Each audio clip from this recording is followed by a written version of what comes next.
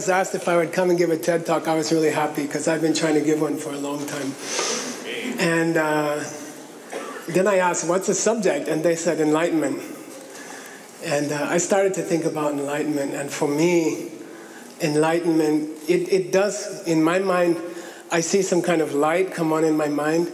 And I see it, first I see it like a halo around a person. And then later, I think I see it as light inside of a person. And then if one of us has a lot of light inside, kind of enlightenment inside, and then it would spread from person to person. So what I'd like to talk about today is it possible to become enlightened ourselves, one person?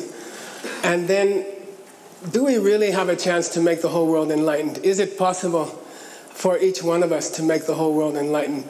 We love these superhero movies, Iron Man, Spider-Man, Batman, Fantastic Four, Wolverine, Wonder Woman. We all would like to be a superhero, but what are the chances that you and I can become a superhero in this life? And I think there is a chance to become, and there's a chance for each person to be enlightened and to make the world enlightened. So today I'd like to talk about that possibility. And it starts with my own story. I was born in America, just a normal family. We have 4 brothers. My dad wasn't there, so it was just my mom. She's a school teacher. We didn't have much money. And then, so because we are 4 boys, we used to fight a lot. And we used to even break the chairs and the windows in the house. And then at some point, I got tired of the fighting, and I thought, oh, I will stay at school as long as I can. So I will stay in the library as late as I can, and there's nothing to do in the library except read books. So I read more and more books, and then I was able to get into Princeton University. And my mom was very happy, and I was very happy because I made my mom happy. Then in the following years, I was invited to the White House by the President of the US. I'm not going to tell you which one. And then everyone said, oh, he's going to have a good life, you know, he's doing very well. And then I think in the 3rd year of school, I got a phone call that they said, your mother has cancer, and she's going to die soon. And then I freaked out, and I was like, I don't know what to do with my life. I don't know if the university is a good place to stay. And I was feeling very confused. And then one day I was going to class, and there was a boy from India in my class. And he was sitting under a tree. And I was rushing to class. I never missed a class. And he looked at me like the Buddha, you know. And he went like this, you know, which the Buddha used to do to people. And I just came over. I said, I have to go to class. He said, sit down. You know, what you need to learn, you cannot learn in a university, you know. And then I sat down, and he said, you have to go to India, and you have to ask the Buddhist people, you know, what's happening to your mom? How can you change it? You know, don't stay here at the university. So I told him, immediately I said, okay, you're right, I'll go to India, you know. And then I went to the university administration, and I said, you know, I have to go to India. And I was hoping they will say, no, you cannot go. But they said, yeah, you go. You stay for a year. We will pay for everything. We will send a scholarship to India. Then oh no, I have to go to India. And so I got on the plane. I was very scared. I'd never been to a foreign country, and I flew to India. I don't know if you've ever been. This is in the 1970s. And they opened the door to the airplane, and I remember the first smell that came in the door was like incense, some kind of incense smell, like holy smell. And then right after that came the smell of India. And it was terrible. And I came out of the airplane and into the airport, and I'm looking for my friend, because my friend said, sorry, hang on. This is my Lama phone. Sorry. Only the Lama has it. Okay. Only my Lama has this phone number. Okay. He says hi. So I'm looking for my friend in the airport, and there's thousands of people milling around and yelling and screaming, and pigs and chickens and cows walking around. And I couldn't find him. I looked for 3 hours. I couldn't find him. And then later he told me, I never came to India. I hope you don't mind. And so I walk outside, and 200 taxi drivers are, do you need a taxi? Yeah, I'll take a taxi. Then I got in. He says, where are you going? I said, I don't know. Then he said, it's difficult to take you, sir. Then, do you need a place to stay? Yes, I need a place to stay. You are so lucky. What? My brother owns a hotel.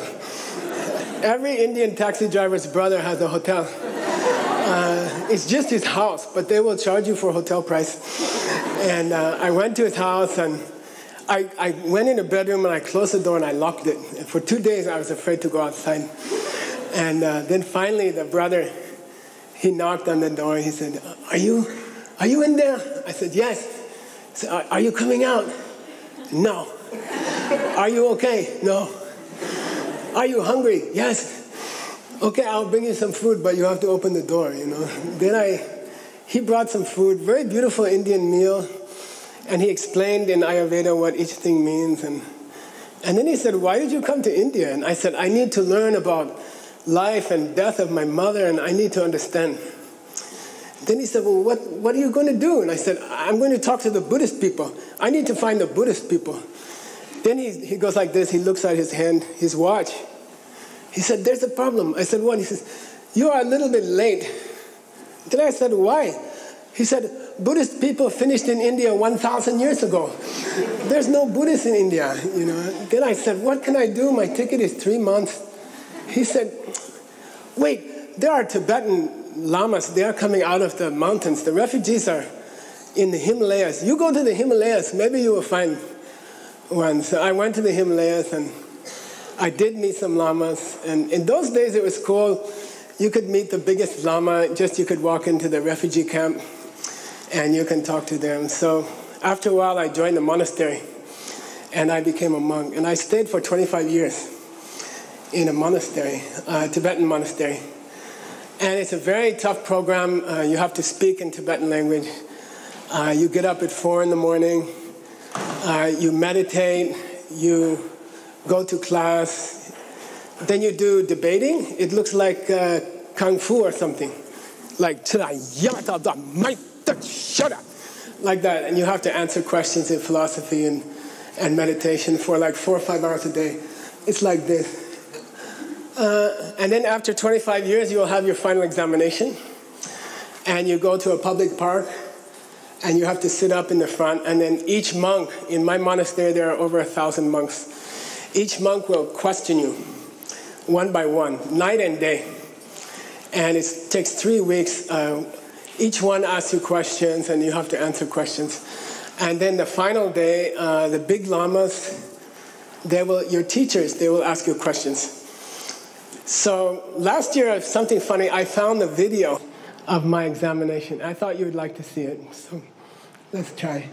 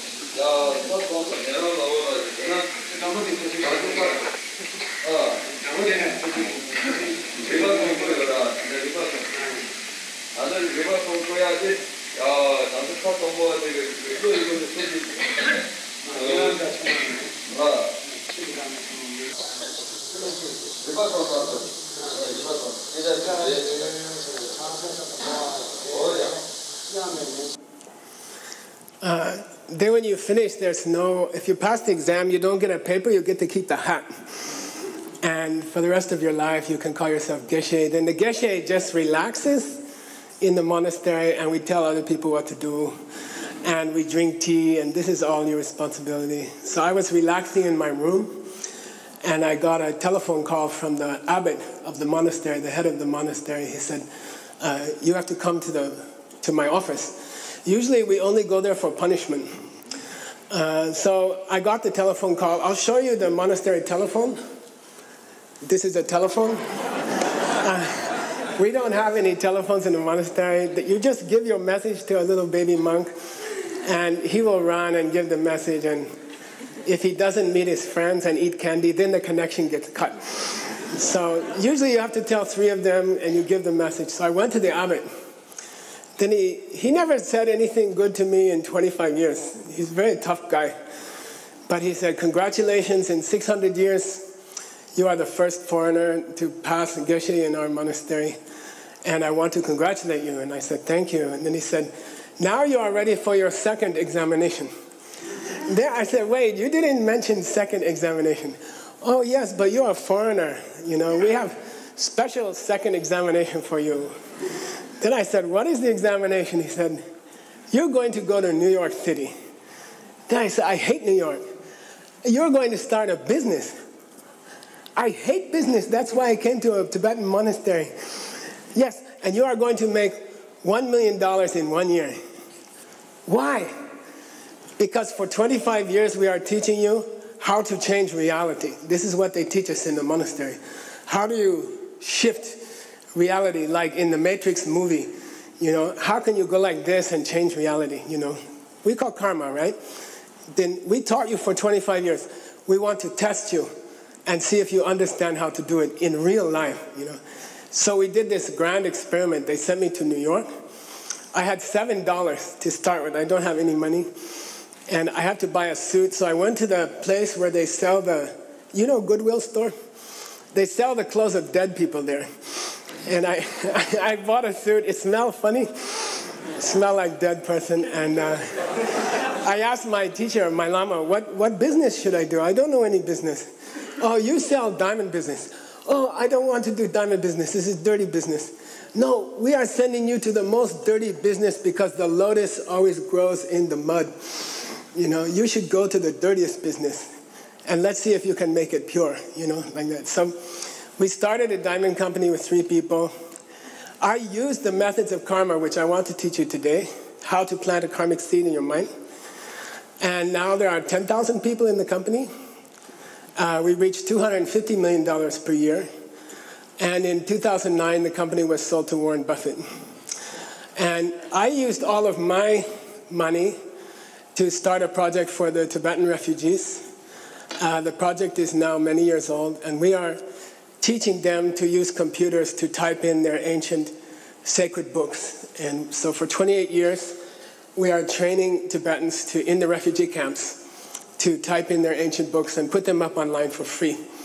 So this is what I did with my money. I think all of us would like to have, I think there are like 5 goals in life that people would like to have. One I like to call financial independence. I would like to have enough money to do anything I want to do. I would like to have enough money to really help the refugees in Europe, you know, and around the world. I would like to have a lot of money and be independent. I don't want a big house because I don't want to clean a big house. And I don't want a big car because it's hard to park. You know, I want small, simple, beautiful things. But about money, I don't want to think about money. I want to have so much money I don't have to think about it. So for me, that was the first goal, financially independent. Then secondly, I think you can be rich, but you can be a lonely rich person. And I think all of us would like to have a beautiful partnership, a beautiful family. I think relationships are the second goal of a human life. It's the happiest thing in a human life if it's going well. It's the worst thing in a human life if it's not. I think the third goal is good health. All of us would like to be young. We would like to be strong. We would like to be healthy, not sick. These are all outside goals, I think. Inside, with financial independence, you know, with a beautiful relationship, with great energy, then inside I would like to be peaceful. And I would like to be like in a state of peace all the time. This is the inner goal. I think those are 4 things that everyone would like to have. And then 5th, which we've heard today, very beautiful talks by many people, I would like to do something to help the world. You know, I would like to bring those 4 things, that kind of enlightenment, to the rest of the world. I would like to share what I have with the rest of the world. So I'm going to teach you 4 quick steps that they taught me in the monastery. These come from the 4th century. And these are how to plant a seed in your mind for things that you want to achieve. First, I'll ask you some questions. Just answer me. This is the old Tibetan system. What is this thing? Yeah, it's a pen. Okay. Next question. If a small dog comes in here and I go like this and I show this to the dog, what will they do with it?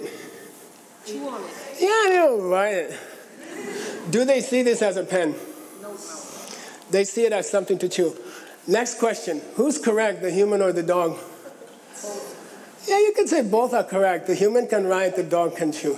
Most important question. If I come here and I put this thing here, and all the dogs go out of the room and all the humans go out of the room, at that moment, what is this thing? Pen or a chew toy? She has the best answer. She's going like this. You know? And that's correct answer. Right then, it's almost like nothing. In Buddhism, we call this emptiness. If you understand emptiness, you can make anything happen. You can make a $250 million company. You can help refugees. You know, you can do it if you understand emptiness. What does emptiness mean? If the human comes back in the room and they walk up here and they look at this thing, what does it become? It becomes a pen again, okay? Did that pen come from the human or did that pen come from the pen? From the human. If the dog walks in, it changes. It becomes a chew toy, okay? So the pen is coming from me. If I close my eyes and wish I had a diamond in my hand, will it change? No. Okay. It's not by wishing. There's something in my mind which is forcing me to see it as a pen. In Buddhism, we call that karma. Okay. There's a seed in my mind. When I look at this thing, the seed opens in my mind, and it forces me to see a pen. Who put the seed in my mind? We say only you can put a seed in your mind. How do you put a seed in your mind? You go to another person. You say, I have a pen. Do you want a pen? And you give it to them. When you open your hand and give them a pen or money or refugee aid or whatever, when you release the pen and you open your hand, who sees your hand open? I see mine. You see your hand open, and the other person sees your hand open. When you open your hand, that image goes into your mind, and it creates a seed in your mind, okay? When you give something to someone else with the intention of helping them, with love, then this creates the record in your mind of that opening of your hand, creates an image, and that image comes into your mind, it presses on your mind, and it creates a seed. Okay? Then 2 days later, you go to a TED Talk, TEDx talk, and the guy holds up this thing, and that seed opens in your mind, and you see a pen, and then you're not a dog, okay? I only have like 1 second left. There are 4 ways to plant a seed. I'll tell you very quickly, okay? You can do it for money.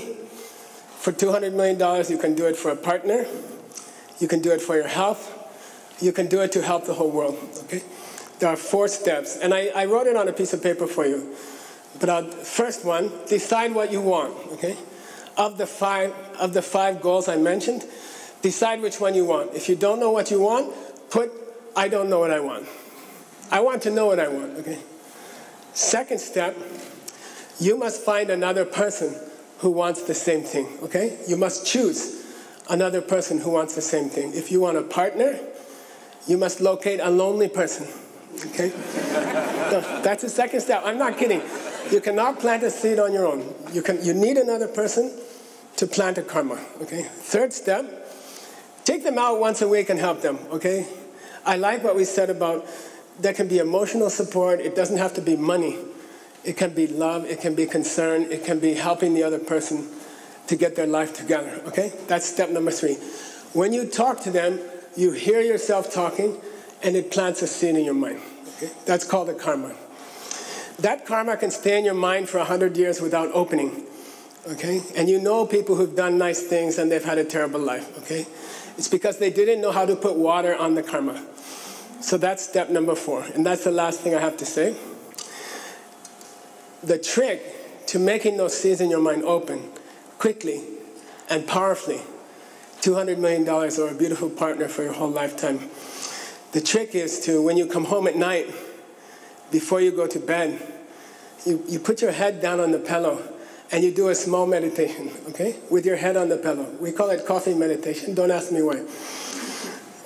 And you think about the beautiful thing you did for somebody else. You think about the good things you've done for someone else. And when you think about them, when you think about a karma, it puts water on that karma, and the karma opens in your mind quickly into the things you dream of. If you understand that, then those who want money will be giving money to others and being happy about it.